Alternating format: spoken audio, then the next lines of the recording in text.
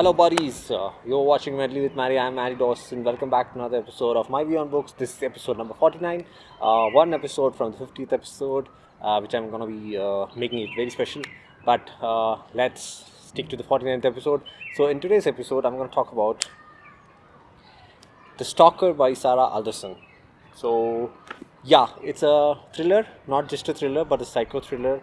And it's a pretty interesting story. I felt really satisfied reading a psycho thriller because thrillers can be easy to write, but psycho thrillers, you need to fool the audience, the readers. So yeah, this is a very good psycho thriller story. So let's just directly jump into the storyline. So Liam and Laura, so they have come for a honeymoon basically. So it's in a remote island near Scotland. So Scottish cottage, which is in in an island, and which is nothing but a forest basically, but only this cottage. And the only way to reach this island is through a boat. So they arrive on the island. So when the story happens in the beginning, Liam and Laura, they arrive on the island. We come to know that Liam is like an inspector or like only forensic psychiatrist or something. Not psychiatrist, forensic police cop. And Laura is just a housewife, so she has lost her mom recently. So initially they were supposed to go to Greece for honeymoon, but since her mom died, so that honeymoon trip had to be cancelled. And now after 3 months, she's recovering through the depression because of her mom's death. So they decided to go for this honeymoon, which is a remote island in a it's near Scotland. So basically, it's a cottage, and when they arrive on the spot, they are having a small snack in the canteen. Okay, and a couple of people in the canteen look at her weirdly, and they say that the whole island is haunted, and you should not go there. So this kind of starts off in a very bad vibe, and Laura is kind of paranoid, but Liam assures that it's just nothing. It's some mythological stories or that's not true. So they end up going to the island. So the boatman comes and drops them, and he says the only way to call me is through a emergency phone. So there is nothing else to communicate. I'll come 1 week later. So it's a 1 week vacation. So the boatman says everything is stocked. You have a fridge and the food supplies are stocked. So after 1 week, I'll come and get you. If in case any emergency, you can use the emergency phone. So it's like a satellite kind of phone with batteries. So they feel that okay, it's not going to be nothing. It's going to be a very good honeymoon for them. And both Liam and Laura settle down in the cottage. So Laura is very paranoid of water. She doesn't like to get into water. Okay, so this is how the story starts, and it's told from Laura's perspective. And as slowly every day, 7 days at the cottage, right? So every day kind of moves slowly, and Laura feels someone is stalking them. So that's why the title, The Stalker. Somebody's stalking them. She feels like they are watching them inside the home, and they learn more about the island. It's having a castle which is not listed in the tourist pages. So there is family called McKay, which has been in this island for 600 years, and the castle belonged to them. But something terrible happened, and the whole castle was burnt.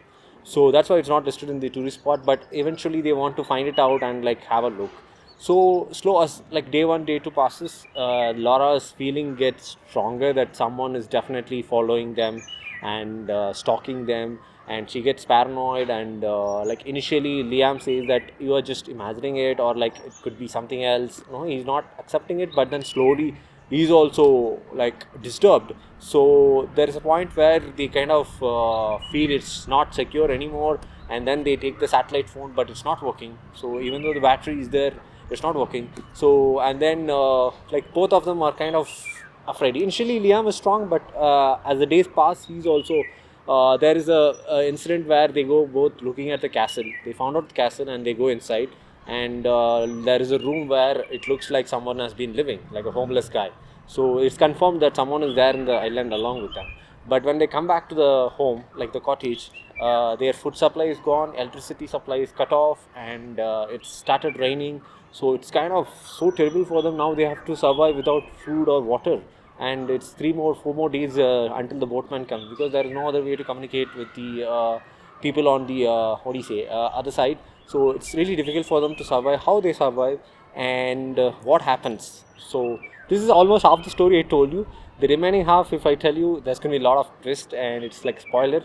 So it's basically a story about domestic violence and how one can, what do you say, how this character comes out of this domestic violence in the most thrilling and revenge, what do you say, avenge the injustice that has been done to the character. So the second half is filled with a lot of twists. So we kind of mostly read from the Laura character, but now and then we read from the Stalker character also. So initially we kind of doubt that maybe she's imagining it, but after a while the Stalker's narration also comes into picture. So we are sure that there is a stalker, but we do not know who's the stalker, what's the story behind the stalker.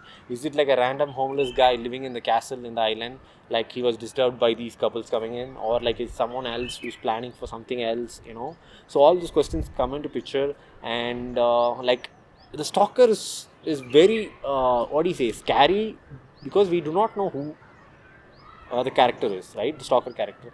And there is one instant when they are sleeping in the night, Laura hears some scratches. Okay, she's like afraid, she doesn't want to check out, but after 5 minutes the scratches stop. So she thought like maybe some rat or something. But next day when they wake up and come back to the living room, come down to the living room, they see devil scratched in the windows, like glass window. So somebody had marked it using a stone, and that's when things get serious. And then this food supply is like robbed, and electricity supply is cut off, so they are forced to live in like very Spartan way. And they like basically Liam gets furious and he gets angry, and he wants to take revenge against this unknown stalker. So he kind of goes into the castle looking after him, and then there is a cliff, he goes there, and there is one more graveyard, a church, abandoned church near a graveyard. So at one point of time it has become to a chase, like a Tom and Jerry chase, that Liam and Laura has to move out of their cottage and then live in this church so that the stalker doesn't find out. So it's like that. So and then second half, as I said, I have not revealed anything about the second half of the story. So it's where a lot of things happen, and who is the stalker and what's the story, who was a victim of domestic violence, and what happened to these characters. So this is the entire story, and there's a lot of twist, and that's where the story gets really psyched, and you're actually fooled in the first half, right? So I would say the writing is so fantastic from page 1 to page, the last page, it's so thrilling. And I remember the last, as usual, the last 150, 200 pages, I kind of like I couldn't give a gap at all. I finished it in a day. So it's about the suspense the author builds rather than revealing everything at one shot.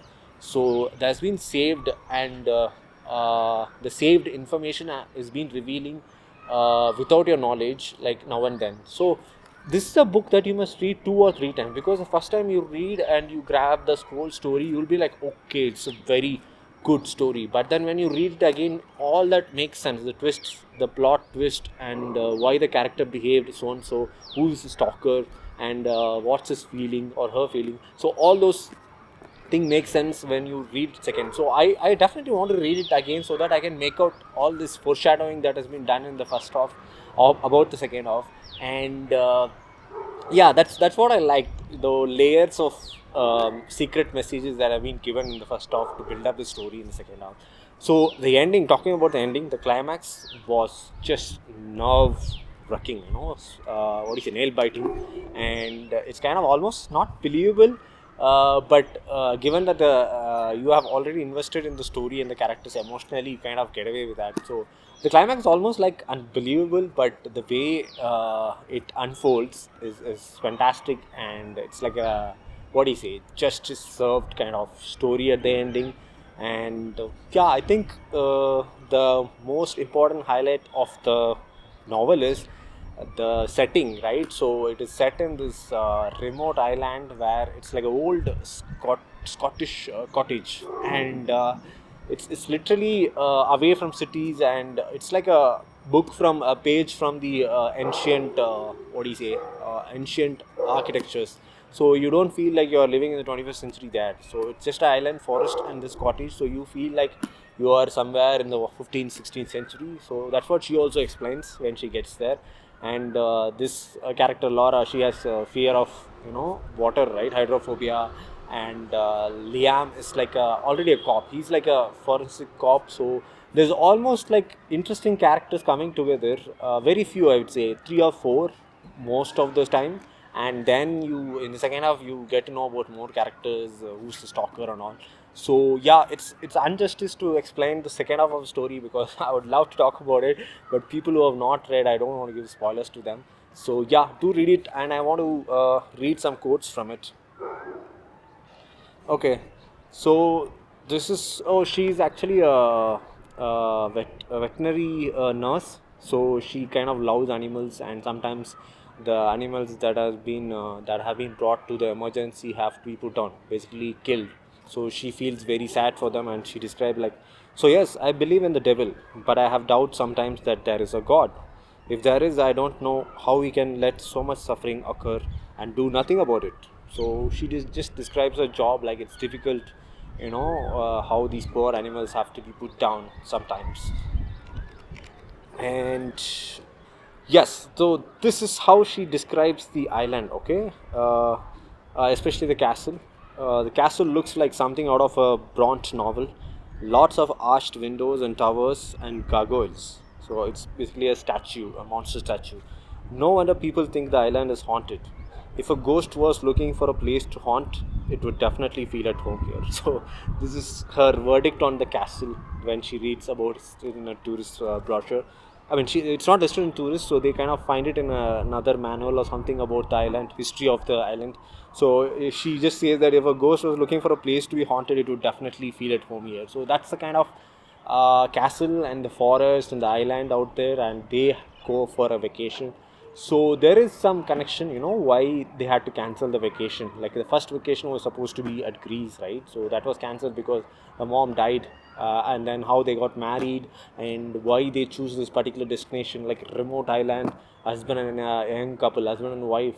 So it's all very mysterious and suspenseful. So that's what this mysteriousness and the suspense has been held till the end, and we only know almost like towards the end of the story we know what's happening. Okay, this was the thing, like it's basically domestic, it was about domestic violence, and how the characters are coming out of it. So that's the whole story. I would say it's a must read. If you're a fan of thrillers, then definitely should pick it up. And if you want, like, after reading The Silent Patient, and if you want any kind of psycho thrillers like Silent Patient, then this is definitely a book.